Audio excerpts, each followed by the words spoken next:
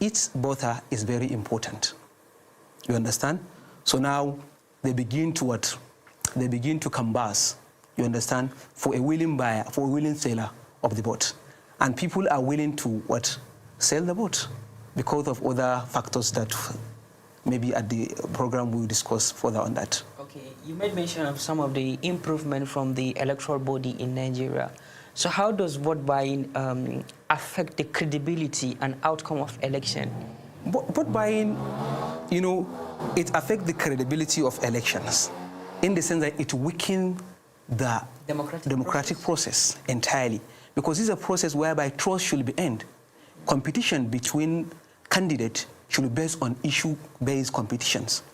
And when people, you know, sell their vote and politicians willingly buy the vote from them, then it raises the questions of what? Legitimacy, whether public legitimacy. Maybe from the law perspective, maybe nothing has been done, maybe because nothing has been proved, you understand? But from the public, they know that these people get the position where they are because of what? Because of they use money. So the election becomes like the person with the deepest pocket gets what he wanted. So it's not like, more like, this is not the true wish of the people. But some people are attributing some social vices like illiteracy, lack of unemployment, and even security to the issue of vote buying. How legit is that? Yeah, this is true. If you look at it, democratic system of government is a government that's supposed to thrive in an educated environment, whereby both the voter and both the voters and the people buying for positions knows, you know, the rules of the games.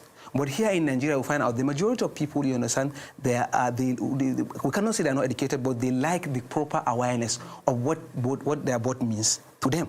You understand? So what leads to this is, one is most of these people they are socially vulnerable. You understand? They are socially vulnerable. And secondly, these people, you know, they are economically weak. You understand? And thirdly, these people are what you call, are not economically sound, you understand? So they think that this is the moment for us, you understand, to enjoy the dividend of democracy. So if you come, maybe that's the first time they will see you, and this politician, they are smart. The day that you bought, they pay the money, they go. You cannot see them again till after 4 years. You made mention of lack of political awareness among the citizens. Yeah. As someone from the university environment, what are you doing in order to promote awareness among your students and even Nigeria at large? Yeah, what we do is through civic education. There are various courses from secondary school, not from university. I think this should be started from it is from from kindergarten to primary level to secondary level. All their courses, civic education, social studies, these are courses that instill values of society, good values to people. You know, love for country, what is right, patriotism. You understand? So I think what the university does is that it builds upon that conditions. You understand? So how many people are there in the universities? You understand? But despite all the effort you made mention, student unionism seems to be the place where vote buying started. Yeah, we cannot, student unionism, vote buying, it is there. But I don't think it is as rampant as what we are seeing at the larger society. You understand? And I can say that maybe some of the political manipulation started from there. But actually, vote buying is not that common in the abattoir because of the nature of the environment. You understand? But other political manipulations can be there. But actually, vote buying, because I was once a welfare officer in my faculty association, so I know what it is, and I know how electioneering campaign take place there. So vote buying is not prevalent in the university, at the university level. But at the larger society, because of the kind of people that we are, who are exposed to poverty, who are exposed to other social vices, so they take this money as something that they can make a lot of, sorry. You know, like a university environment is a ground where future leaders are mentored. Yeah. And despite all the mentorship, the rigorous awareness, youth still seems not to get opportunity when they are out due to godfatherism, money politics, vote buying, and even lack of political socialization and awareness? I think you should have just structured it, vote buying, because all these things that you have mentioned, you understand, it cannot thrive in our society. Good democratic system of government, or let me say, candidates, youth having to participate in politics with this kind of system we are, where money determines everything. Our youth cannot, participate in the system of government. If you look at it now, how much is the campaign? How much is the form for not even the Common House of Assembly? How much are they selling tickets in all of the parties?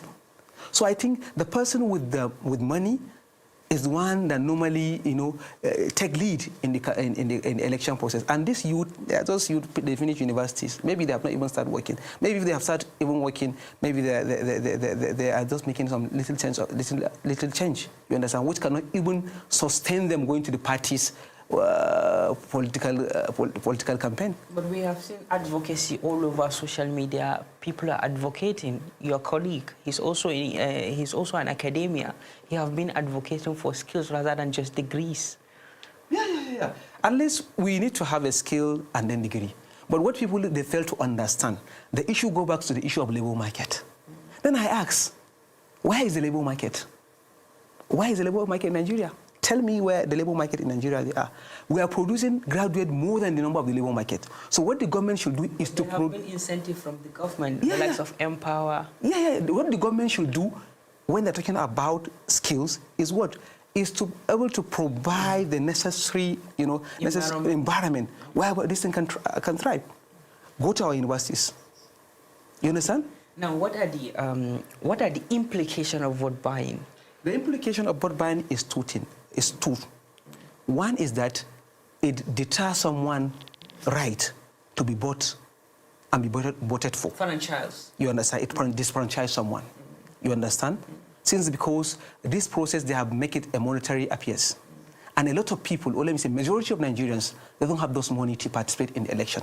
So election now become issue of, not issue of capacity or issue of, the high bidder take the lead.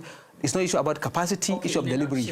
What are the solutions to the issue of vote buying ahead of 2027? The solution of vote buying, I think INEC has taken the lead. With the recent sign of the Electoral Act, whereby parties' primaries now, they should either be consensus or direct. Primaries. That is direct primary. Direct primary means that each member of a political party has the right, card-carrying member has the right to participate in the primary election. And this, you understand, has already, I think, addressed... cushioned the effect. Let me say, addressed the vote buying. Maybe, vote buying is, we have before and even during the election. So this issue of vote buying before the candidate emerge has already been taken care of by INEC.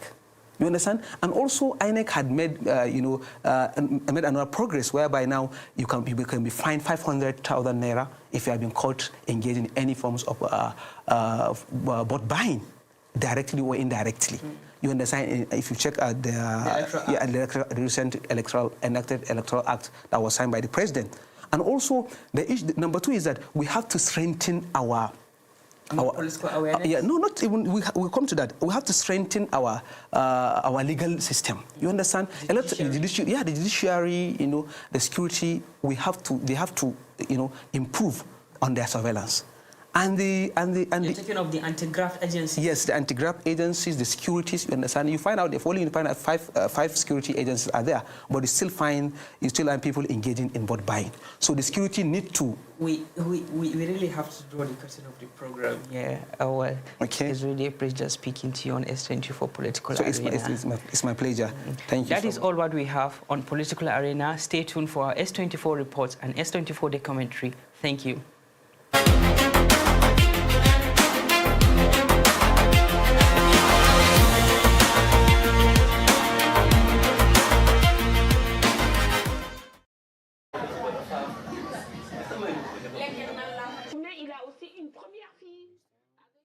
In the vibrant city of Dakar, where stories shape public opinion and culture, a quiet revolution is unfolding inside the media space.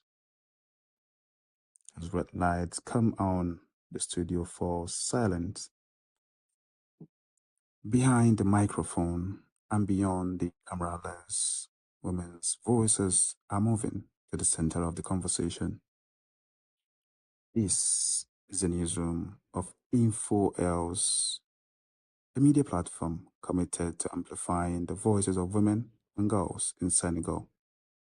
Here, journalism meets advocacy, storytelling becomes a tool for social change.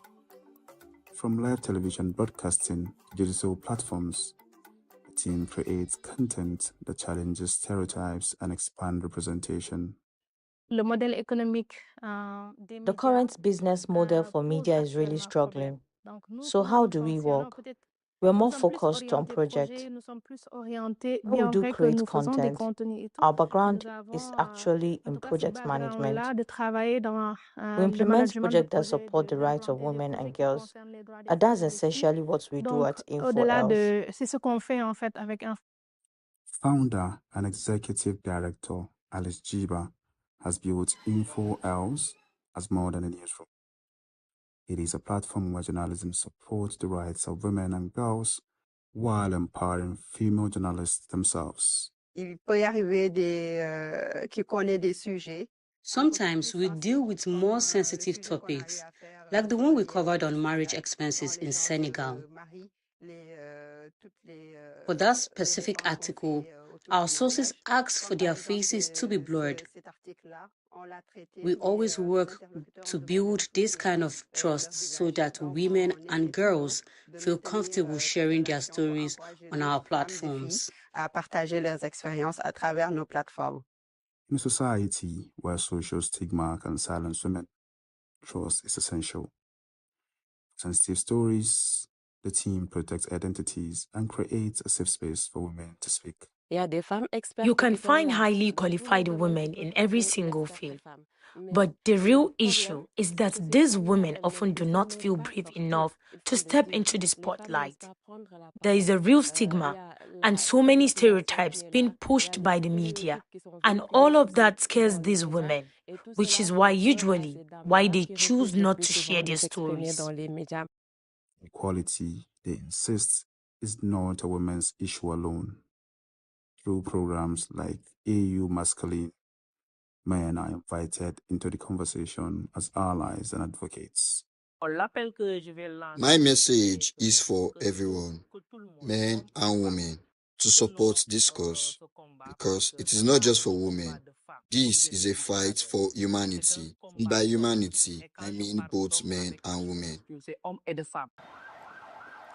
Outside the studio, the car moves with urgency and rhythm. In this fast-changing city, media remains one of the most powerful spaces for shaping public thoughts. The challenge is not lack of expertise, but the fear created by long-standing stereotypes, underrepresentation of women in the media. En 2024, nous avons remporté le prix francophone de l'innovation dans les médias, un prix décerné par l'Organisation internationale. We won the Francophone Prize for Media Innovation from organizations like Reporters Without Borders. Ce prix venait récompenser en tout cas le travail. These awards recognize the work we do for the rights of women and girls, la promotion both in our content and in how we support female journalists themselves. Comment est-ce que nous promouvons également les journalistes en tant que tels? Recognition came in 2024 when InfoEls received the Francophone Prize for Media Innovation, affirming its roles in transforming Senegal's media landscape. As the sun sets over Dakar's coastline, a new narrative continues to rise, one where women are not only the subject of the story, but the storytellers, the editors, the producers, and the voices leading the future.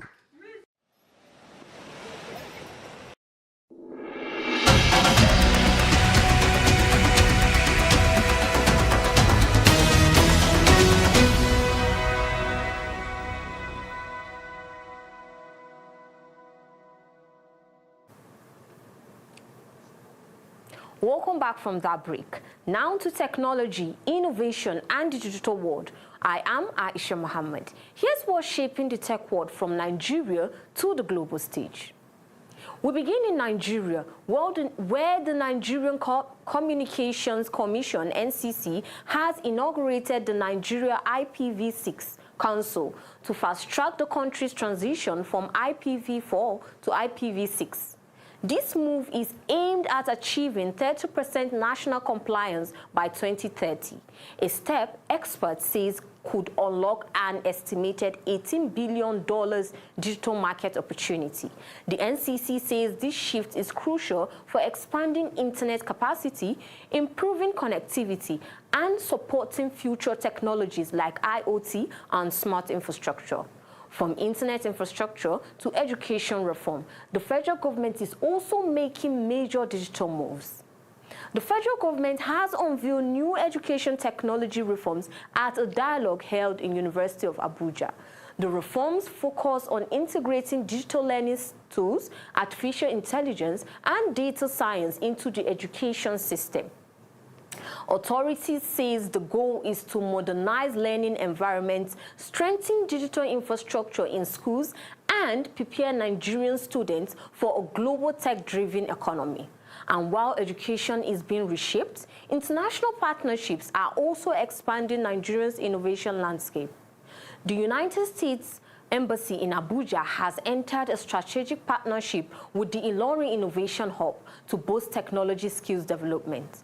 The collaboration aims to empower young innovators, improve digital literacy, and strengthen Nigeria's growing startup ecosystem. Officials say this partnership will also open pathways for mentorship, training, and global exposure for Nigerian tech talents. Beyond national development, Nigeria is also strengthening international digital cooperation. Business leaders from Nigeria and South Africa have met in Lagos to deepen energy and technology collaboration. The discussions, which include representatives from the South African Consulate and the PwC, focused on cross-border innovation, energy technology, and digital transformation opportunities. On International Girls in ICT Day 2026, the Digital Bridge Institute has called on young women to take leadership roles in artificial intelligence development. The institute emphasized inclusion, innovation, and gender balance in shaping the future of AI across Africa. New investments in satellite technology are helping bridge Africa's digital divide. Next-generation systems are now delivering high-speed internet to remote regions, improving access to education, business, and communication services in underserved communities. Moving to global ICT developments, major tech players are facing both breakthroughs and legal challenges. Microsoft is currently facing a $2.3 billion lawsuit in the United Kingdom over its cloud computing practices. The case raises questions about competition, pricing models, and fairness in the global cloud computing industries. According to the 2026 AI Index reports, global corporate spending on artificial intelligence is expected to exceed $300 billion. 60% of this investment is focused on transforming existing business workflows, showing how AI is rapidly becoming central to global productivities. And that's a wrap up on today's tech update. From policy reforms in Nigeria to global breakthrough in AI and satellite technology, the digital world continues to evolve at record speed. Stay connected, stay informed, and remember, technology is not just changing lives, it's defining it. And that's it on Tech World Update. On to the entertainment news after the short break. Thank you.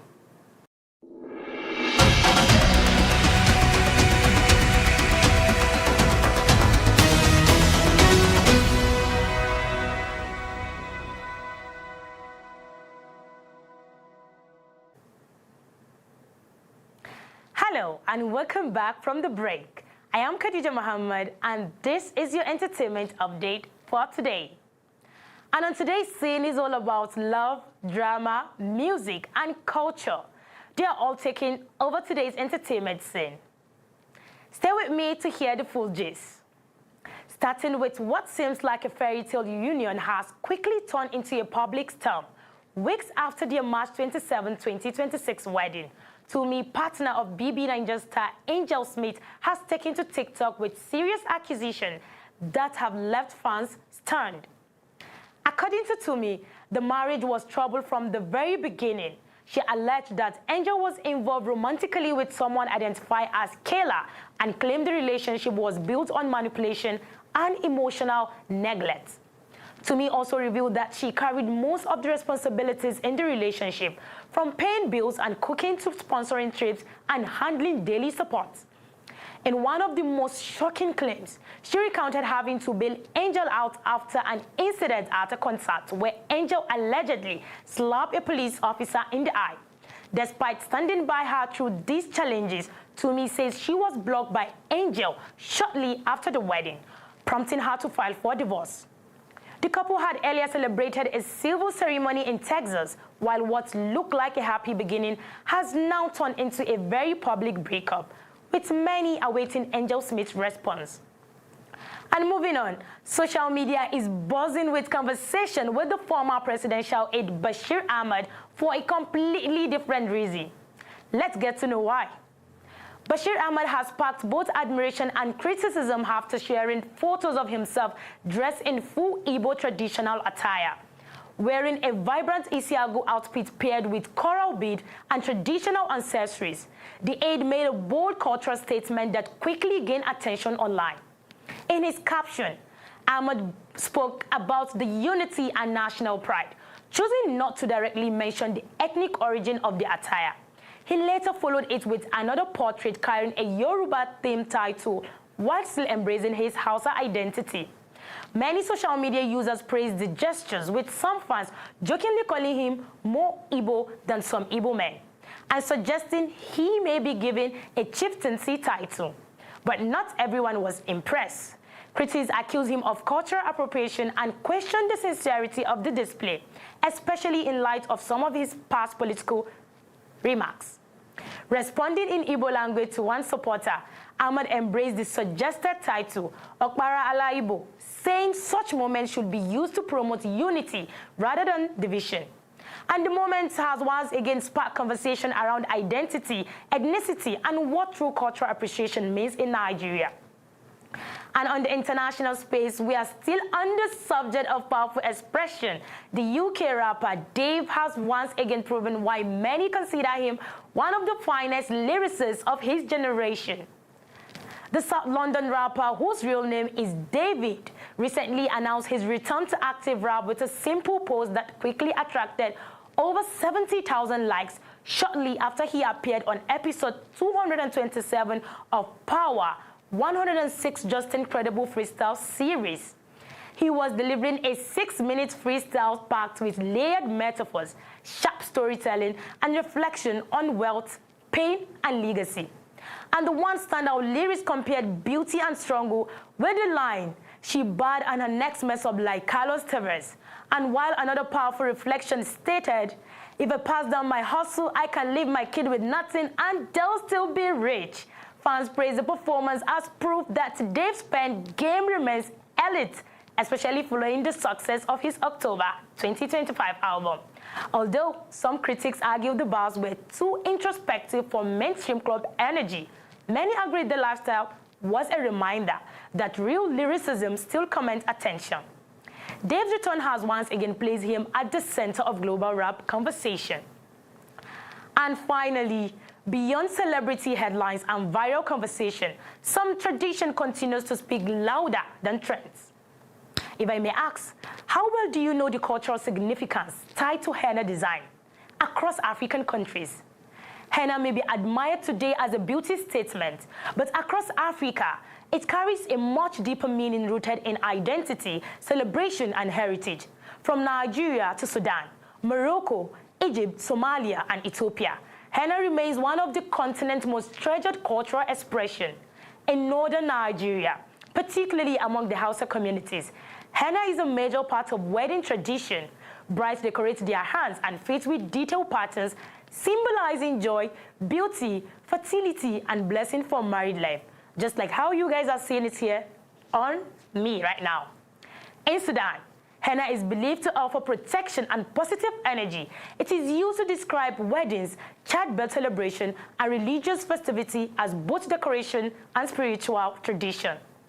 While the Moroccan people, henna often features geometric patterns believed to protect against evil spirits and negative energy.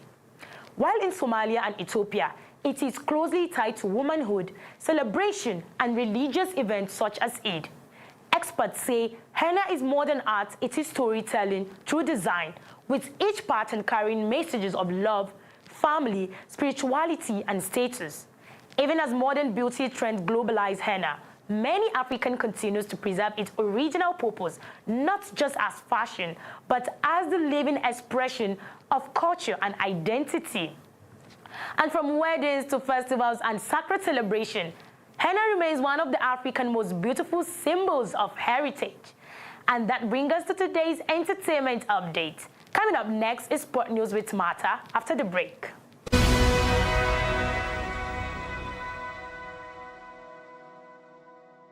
Here's the latest sports updates from across Nigeria, Africa, and the world. It's a busy day across the world of sports. I will begin in golf, where Nelly Calder has taken early control at the Chevron Championship. The American star delivered an amazing opening round, finishing 7 under par to claim the lead. Calm, precise, and in complete command, Calder continues to show exactly why she remains one of the top players in the world. Meanwhile, England's Mimi Rods made a strong impression on her major debut. The 24-year-old played with confidence with a solid 3 under par to stay firmly in contention, a performance that signals a promising future on the big stage. From golf to football, where attention turns to Coventry City FC. The club's owner, Doug King, has dismissed speculation linking manager Frank Lampard with a return to Chelsea FC. Despite growing rumors, King insists there's no cause for concern, emphasizing stability and focus as Coventry prepare for the future. Lampard, who has played a key role in the club's recent progress, is believed to be fully committed, at least for now. Over in the United States, a major moment unfolded at the NFL drafts. With the first overall pick, the Las Vegas Raiders selected quarterback Fernando Mendoza, a decision that could shape the franchise for years to come. The young star's emotional reaction captured headlines as he described the moment as overwhelming and life-changing. From college standout to NFL centerpiece, Mendoza now carries the hopes of a team looking to rebuild and rise again. And finally, back home here in Nigeria, concerns continues to grow over the state of football. Super Eagles forward Akol Adams has called for an urgent reset following the country's failure to qualify for the next World Cup. He stressed the need for immediate action, better planning, and stronger leadership, warning that delays could further damage Nigeria's football future. For Adams, the message is clear. The rebuilding process must begin now if the nation hopes to return to the global stage. And that's your latest update from the world of sports. Up next is Pidgin News with Siddiqui Yusuf after the break.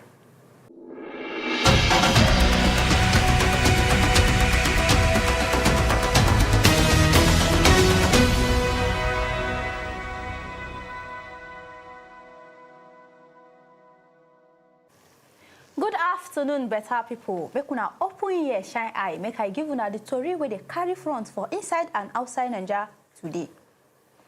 We go start with the organ for APC party, where be the National Working Committee. We don't change the timetable for the 2027 election. They don't shift the date where they go choose who go represent the party for front. Instead, they do one for middle of May, where they don't first plan. They don't change and go 23rd May 2026 as they rearrange the timetable where they been dropped. The party talk say they change the date so that everything go follow the law where INEC and the Electoral Act don't set.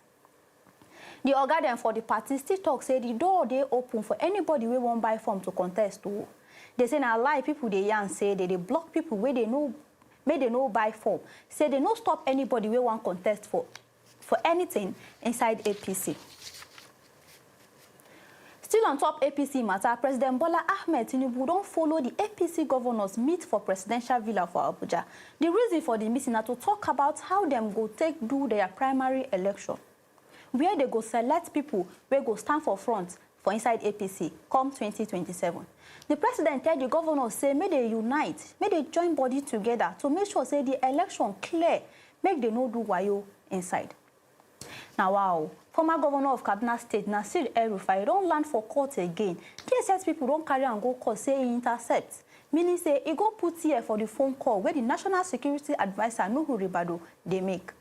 They talk say El-Rufai use style, listen to Ribadu private talk without permission. And for Nigeria law, that one a big crime under cybercrime and communication rules. This palaver start after El-Rufai been talk for public, say he know wetin Ribadu been they talk for phone. And that one make people shout, say, may they catch up, ask a question. Another story where they front today be say people where they control Abuja, where they call Federal Capital Territory Administration, FCTA, don't take one big land for Uye district, give people may they build private house inside. Wetin pain Abuja people for the matter be say that land now hospital they been talk say they go build inside. Now where they don't change them to private house estates, many people they vex. They say if government they take land where they keep for hospital, they give people, may they take build house. It means say health matter not to concern government be that. They can say this one now will affect how they take plan the city and it go hard for poor people to see better place go for treatment. Atiku Abubakar open mouth tell Oga Presido make he stop borrow. Former Vice President Atiku Abubakar don't hear President Tinubu on top the new loan where he won't collect. The president don't send letter, go give National Assembly, say may they allow and borrow another $560 million from outside country.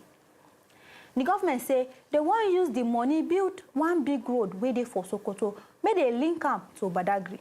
Atiku can say make government stop to the borrow money anyhow. Say even though to build road no bad, money where we don't borrow, it don't too much. He can say as Oga President they go borrow this one again now. May they make sure say the money no go enter bush. May they get plan on how we go take payback.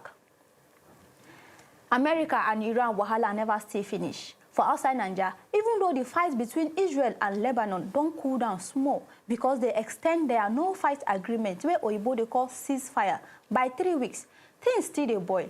US Oga Presido Donald Trump talk say this extension go give time for talk. But he say you know they pursue Iran for any peace agreement now. As they say make fight stop, so Israel and Hezbollah still they point finger for each other, say they break the rule and people still they die. Wetin was the matter now be say wahala don't too much for the place where oil they follow pass, where they call Strait of Hormuz. Trump don't tell US soldiers say may they deal with Iran if they try put bomb for inside the water again. Iran self don't warn back, say they go fight. Because of all this gra-gra, the price of petrol and oil for world market don't dey high. And many people they fear say the economy go shake. Other people don't even talk say the economy don't start to dey shake already. Now here we go hang the story. Big thank you to una wey follow us from Monday reach today. Make una enjoy una weekend well. My name na Sedika Yusuf.